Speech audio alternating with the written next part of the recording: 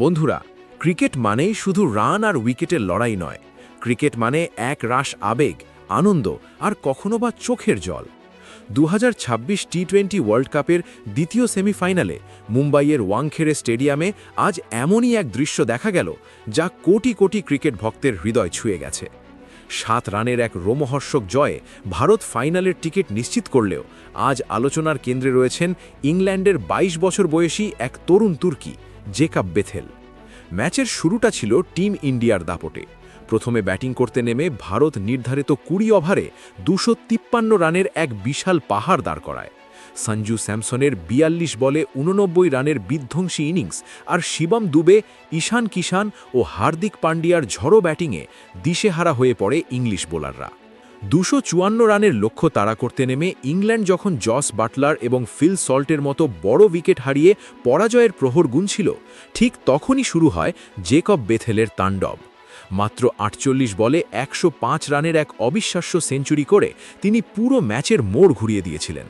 মাঠের চারদিকে তার 7টি ছক্কা আর 8টি চার দেখে ভারতের জয় নিয়ে সংশয় তৈরি হয়েছিল ক্যাপ্টেন সূর্যকুমার যাদবের মনেও। কিন্তু ভাগ্যের পরিহাস, হার্দিক পান্ডিয়া এবং সঞ্জু স্যামসনের দুর্দান্ত থ্রোতে রান আউট হয়ে প্যাভিলিয়নে ফিরতে হয় তাকে। এরপর ইংল্যান্ড আর ম্যাচে ফিরতে পারেনি, 7 রানের আক্ষেপে পুড়তে হয় তাদের। ম্যাচ শেষে দাগআউটে বসে থাকা বেথেল নিজেকে সামলাতে না পেরে মাঠেই হাঁটু গেড়ে বসে ফুপিয়ে কাঁদতে শুরু করেন।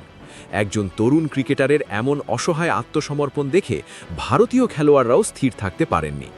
সঞ্জু স্যামসন এগিয়ে গিয়ে তাকে জড়িয়ে ধরেন এবং সান্ত্বনা দেন। বন্ধুরা, ম্যাচ পরবর্তী সংবাদ সম্মেলনে ভেজা চোখে বেথেল যা বললেন তা শুনে পুরো ভারতবাসী তার ভক্ত হয়ে গেছে। বেথেল বলেন, এই সেঞ্চুরি আমার জীবনের সেরা ইনিংস হতে পারত, কিন্তু আমার দেশ হেরে যাওয়ায় এর কোনো মূল্য নেই। তবে একটি কথা স্বীকার করতেই হবে, ওয়াংখেড়ের দর্শকরা অসাধারণ।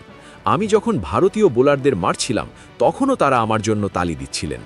এমন ক্রিকেট সংস্কৃতি পৃথিবীতে বিরল। তিনি আরও যোগ করেন, ভারত কেন বিশ্বের 1 নম্বর দল তা আজ তারা প্রমাণ করেছে। হার্দিক এবং বুমরাহ যেভাবে স্নায়ুর চাপ সামলেছেন তা থেকে আমার অনেক কিছু শেখার আছে। সঞ্জু স্যামসন এসে আমাকে যেভাবে সান্ত্বনা দিয়েছেন সেই মহানুভবতা আমি সারা জীবন মনে রাখব। বন্ধুরা, ইংল্যান্ড হয়তো ম্যাচটি হেরেছে, কিন্তু জেকব বেথেল জয় করেছেন কোটি মানুষের মন।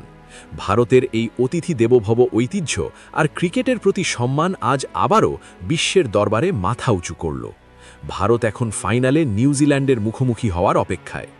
আপনার কি মনে হয়, জেকব বেথেলের এই লড়াই কি আগামীর সুপারস্টারের ইঙ্গিত দিচ্ছে?